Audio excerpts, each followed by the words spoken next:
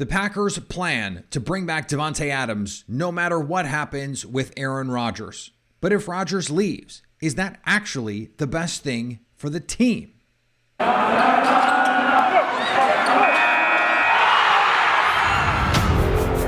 You are Locked On Packers, your daily Green Bay Packers podcast. Part of the Locked On Podcast Network, your team every day. You are Locked On Packers, part of the Locked On Podcast Network, your team every day. I'm Peter Bukowski, and I cover the Packers for The Leap, a newsletter I would love for you to subscribe to. You can follow me on Twitter, Peter_Bukowski. Follow the podcast on Twitter at Locked On Packers. Like us on Facebook. Subscribe to the podcast, iTunes, Spotify, Google Podcasts. Wherever you find podcasts, you will find Locked On Packers, the number one Packers podcast on the internet, and the show for fans who know what happened. They want to know why and how. Thanks to everyone that makes Locked On Packers your first listen of the day. We hope you like starting your day with us as much as we like starting our day with you. No news on Aaron Rodgers. He did not do a Pat McAfee Aaron Rodgers Tuesday. He did not do a surprise Pat McAfee Wednesday, which I thought he might do. And so it will be Thursday at the very earliest that we know, Thursday being today, about the future of Aaron Rodgers. I want to go back for a second, though. We talked about this in passing yesterday. The Packers have said, and they have made it clear by signal and by intention, that Davante Adams is going to be a Packer in 2022.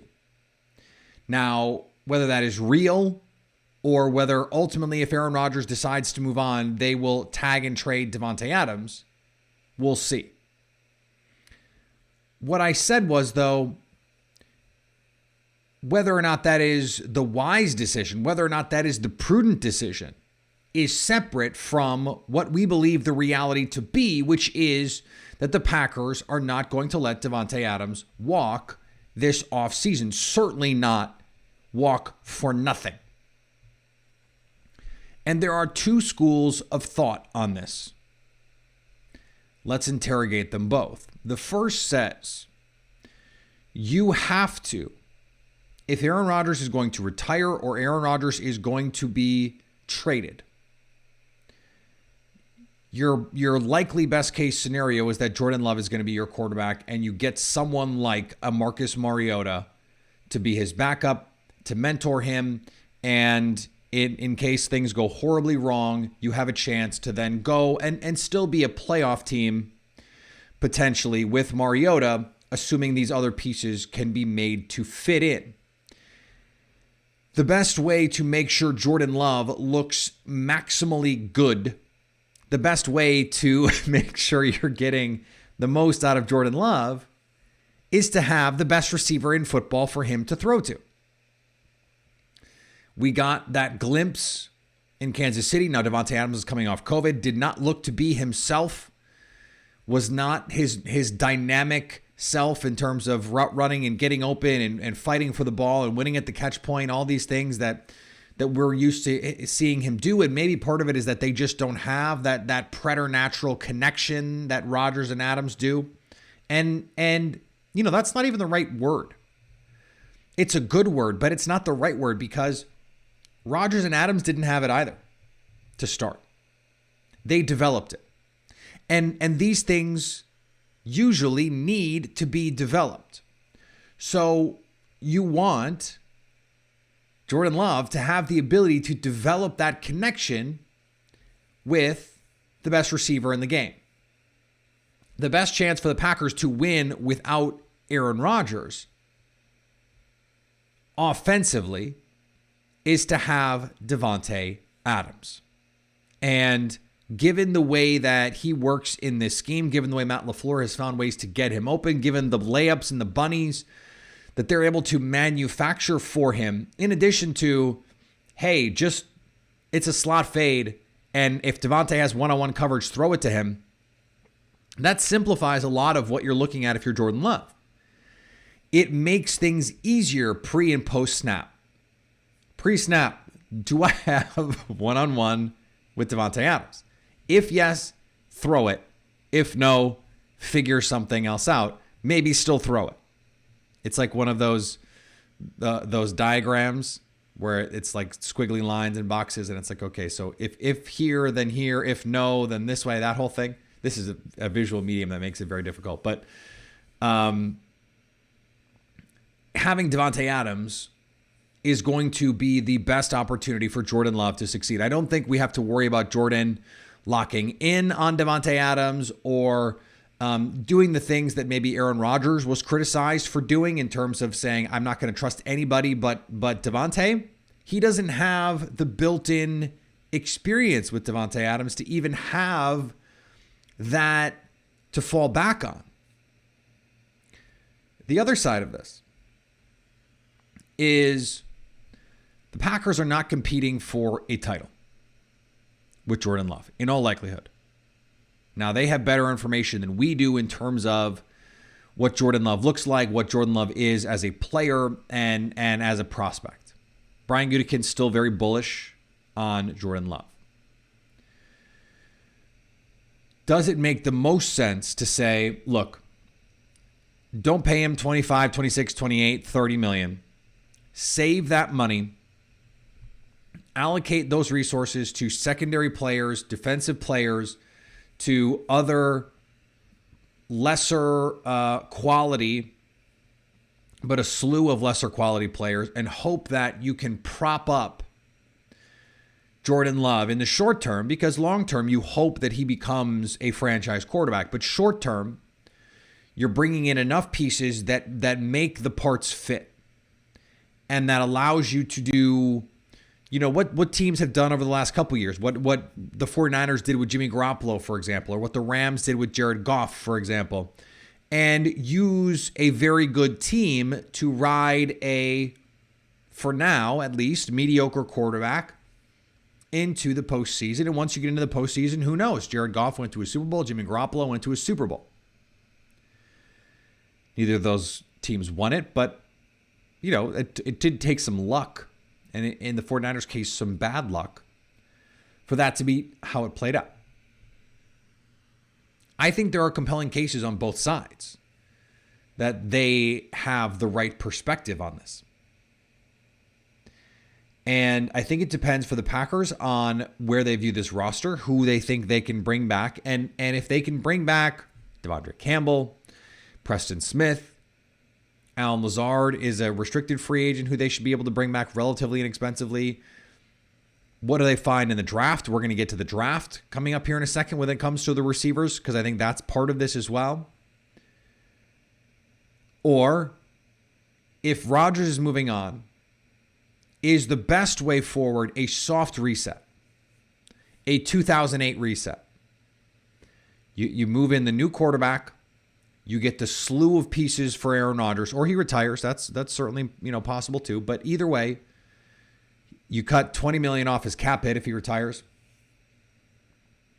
and then you go, okay, well, the best thing to do is to call the Raiders and say, how about a first and a guy? Or you call the Chargers, how about a first and a guy? And we went through those trades.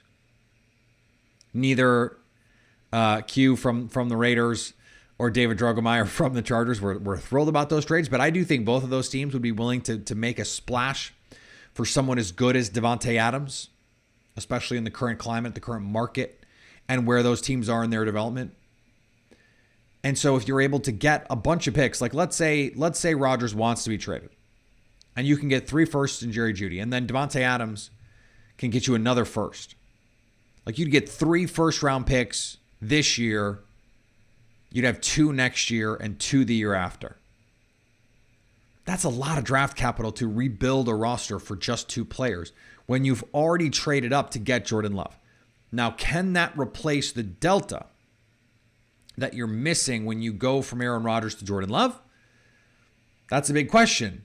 But the Packers, it seems, are not going to say, hey, Aaron, cool that you want to come back. Here's a trade. It is going to be predicated on the idea that Rodgers should he be traded, wants to be traded. All the information, all the information that we have says if Aaron Rodgers is dealt this offseason, it's because he wanted to be moved. So the Packers in that case don't really have much of a choice but to get the maximum return possible. That factors into the Davante Adams of it all as well.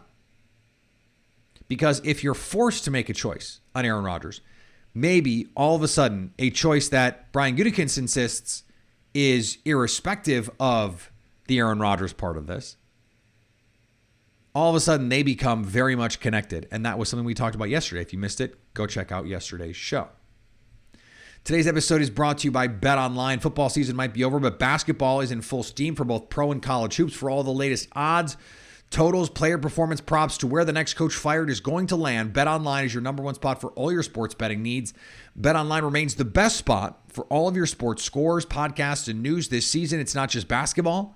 BetOnline is your source for hockey, boxing, UFC. There's Aaron Rodgers odds on BetOnline, and a lot more. Head to the website or use your mobile device to learn more about the trends and the action. BetOnline, where the game starts. And thanks for making Locked On Packers your first listen every day. Make sure you're following Locked On NFL, Locked On experts covering the biggest stories around the NFL every Monday through Friday in less than 30 minutes. It's free and available wherever you get podcasts. So, what about the draft? What about the draft? A couple different things about the draft. I don't think the draft has any bearing on the choices that you have to make when it comes to Davante Adams. Now, if you get the number 9 pick from Denver, for example, and you think that's good enough to get you the number 1 receiver in this class, and you love Treylon Burks, or you love Garrett Wilson, or you love Jameson Williams, or you love Drake London, one of these guys who's going to go high, then maybe that changes your calculus with Davante Adams. You get Jerry Jeudy, you get this top 10 pick, you can bring in Treylon Burks. Hey, all of a sudden now you're cooking with gas and get the additional ammunition, and you feel like you have the young core to move forward with. What do you do, though, about Davante Adams? How does that affect the way that you view that? I think that is part of this in some way. It shouldn't, I think, affect your decision on Adams necessarily. But if you're going to get this haul and you're going to get Jerry Jeudy and the top 10 pick, maybe it makes you more willing to say, if I can get another first and a guy, that's worth doing. Let's assume, for now, there's no Aaron Rodgers trade, because I do not think there is an Aaron Rodgers trade. Where do the Packers go from here at the receiver position? Because Marquez Valdes-Scantling is a free agent. Allen Lazard is a restricted free agent. I think they're going to tender Lazard, but that's going to cost. They could do the Geronimo Allison, where you pay a little bit more than the tender, and you do it for multiple seasons or something like that, where you try and spread out some money so you can give a signing bonus and add a year, whatever it is. I think that could be in play here.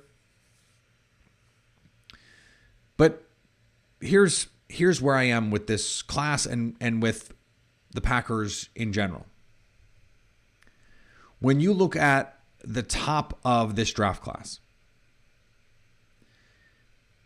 almost to a man, they're explosive at receiver. Explosive. So you go back to 2020 and you say, okay, well, it's a really good, a historic receiver class. But not everyone had the explosive, dynamic tape and athletic numbers. Even Justin Jefferson, who ran well at the combine, was not seen as an explosive, over-the-top guy. Not seen as a deep threat. Seen as a slot. Someone who may or may not be able to play on the outside. Now, we on Locked On Packers, where Justin Jefferson stands, this was a cape account for Justin Jefferson. We loved him coming out. We believed he could play wherever he needed to play. But you go, Brandon Ayuk. he was a big play guy in college, but didn't run a crazy number. Not a 4.3 guy on tape. Michael Pittman ran in the 4.5s. He was an explosive downfield guy because he could jump over people, not because he could run by them. Laviska Shenault, he ran slow at the combine. Seemed like it was because he was hurt. He claimed it was because he was hurt. Turns out in the NFL, after 2 seasons, he's just not very fast. T. Higgins ran in the high 4.5s. Green Bay was just never going to draft him. That was just never in the cards. And I think that gets forgotten. Like, oh, the Packers could have taken T. Higgins. Yeah, they were never going to take T. Higgins. Not fast enough. But when you look at this group, when you look at the 2021 group, they can all run. They can all run. So I just have Daniel Jeremiah's top 50. He has Garrett Wilson at 6. And now, Garrett Wilson is not MVS fast. He's not Henry Ruggs fast. He's not Deshaun Jackson fast. But he's got long speed, and he can create big plays because he's got that double move. He's a good route runner, and he's got good long speed. Even though he's not a long strider, usually you think of long speed with long striders.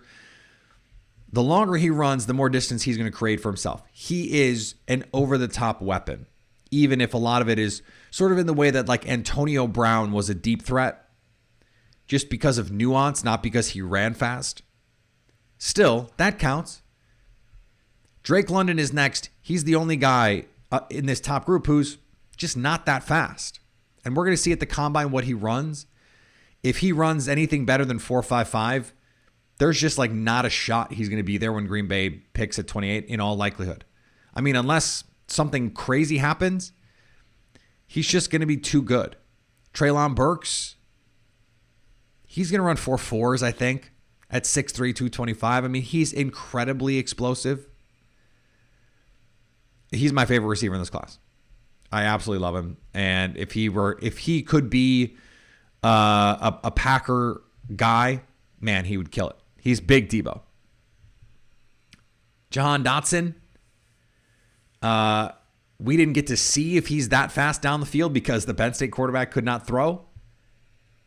But he can get down the field. Chris Olave, deep threat, explosive. Jamison Williams, I believe, broke the Ezekiel Elliott high school track record for the hurdles. Or one of those. He probably was going to be a 4.3 guy before he got hurt. Incredibly explosive athlete. He is a big play waiting to happen. That's the top of this draft class. All of those guys are potential first-round picks. All of those guys, with the exception of Drake London, can absolutely fly. Can absolutely fly. And then you look at some of these other guys who are sort of fringe in that mix. George Pickens said he's going to run 4.3s at 6'3", 220, something like that. They can all motor. Sky Moore can fly.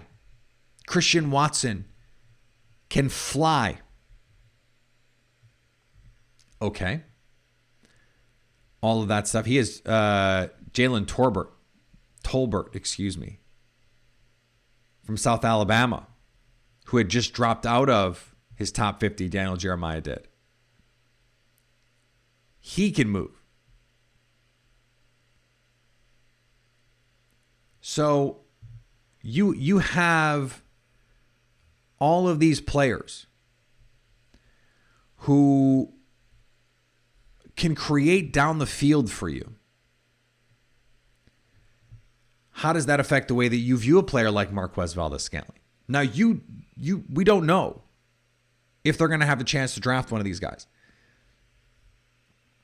Brian Gutekunst's not afraid to move up.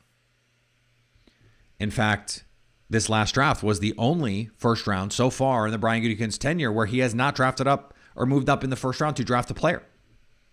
Moved up for Jair Alexander, now after moving back, but then moved up.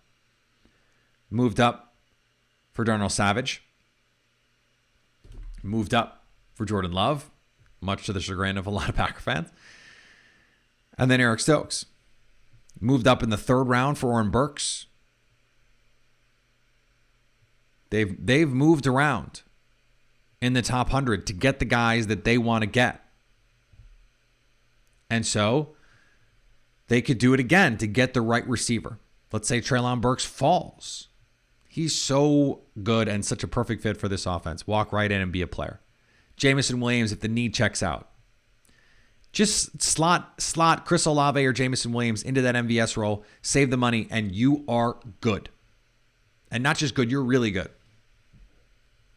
And if we go back to this original scenario, you get the number 9 overall pick. Good chance you're going to have the opportunity to take the best receiver in this class, whoever it is.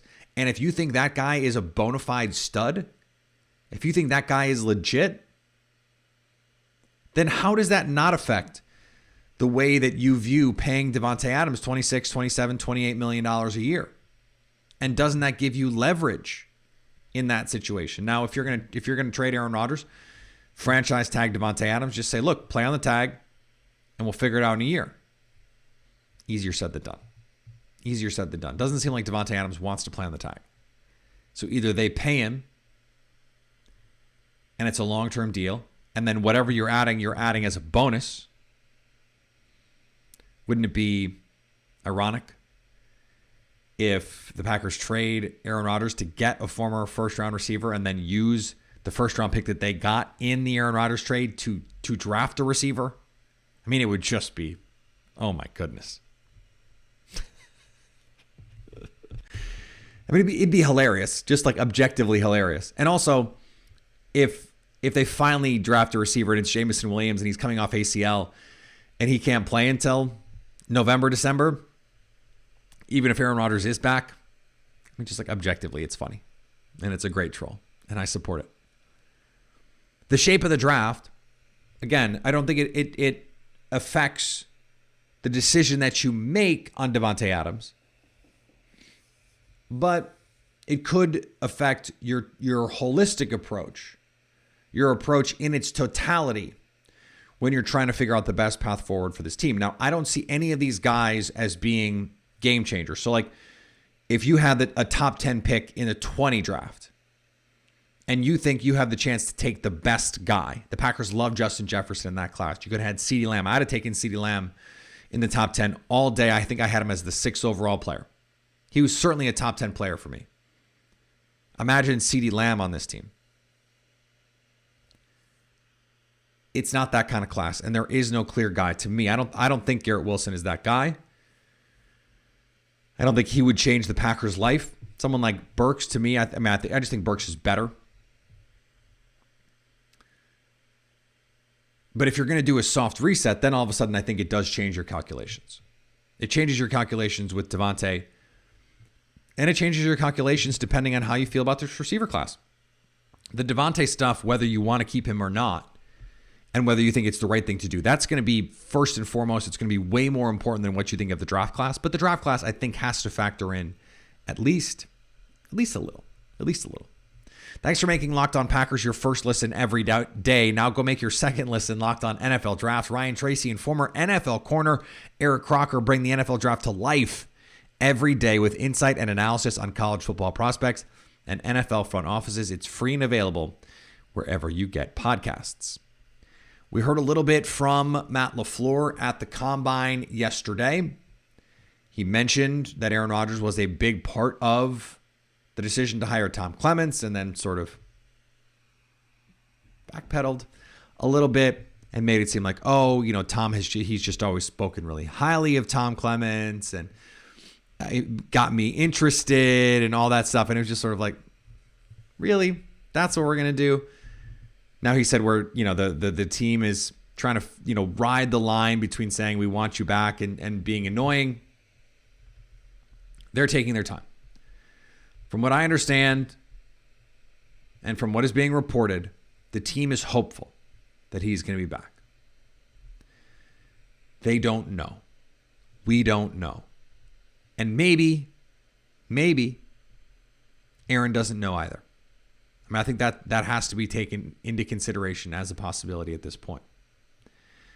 I said this on the radio yesterday. The longer this goes before we have a decision, I think the closer we get to Aaron Rodgers deciding he's hanging it up. That's where I am. Because if they're negotiating a contract, as I've said over and over, then the most likely thing is that he's going to come back.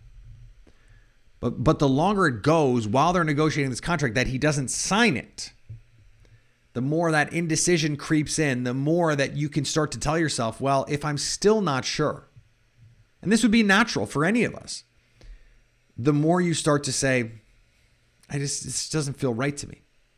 And if I have to talk myself into it, if we have to get a new contract on the table and you need to sign Davante Adams and all this stuff, if I'm having to convince myself to come back to play, then I shouldn't come back and play. The longer this goes, the more I think retirement becomes an option. And if I thought it was 10% before, maybe it's 15, maybe it's 20.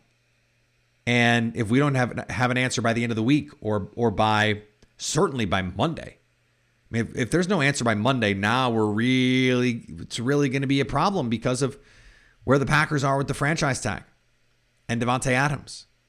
We had that whole conversation yesterday about this. So I think the longer we go with no answer, the more likely we are to hear from Aaron Rodgers eventually and have him say, I've accomplished what I wanted to accomplish, and for me now my priority is my family.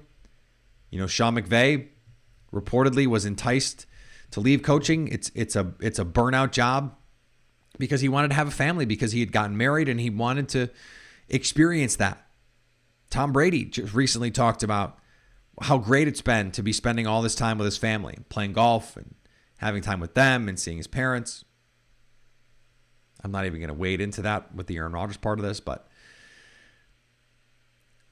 maybe that's the decision that Aaron comes to, is like his life is just more important. He's made enough money, and just like he said that. It's not about the money. It's always about the money. And maybe he decides, look, what else is there for me? That's fine. That's realistic. The further we go without having Aaron Rodgers' name inked on a contract, the further and more chaos he creates for the Packers in terms of their plan and trying to get all the salary cap stuff aligned and worked out, the more likely it is that it seems like he's just done. Now, he could announce tomorrow, hey, I'm coming back and this is all going to be moot, but if we don't have an answer in the next couple days, I think that starts to really become an option, a real option for us as outsiders. For him, clearly, he's trying to make these decisions, and that's his prerogative, of course. But if we're trying to handicap it, I think that's how we have to approach it moving forward. Follow me on Twitter, Peter_Bukowski. Follow the podcast on Twitter, Locked On Packers. Like us on Facebook. Subscribe to the podcast, iTunes, Spotify, Google Podcasts. Wherever you find podcasts, you will find Locked On Packers. And anytime you want to hit us up on the Locked On Packers fan hotline, you can do that, 920-341-3775, to stay Locked On Packers.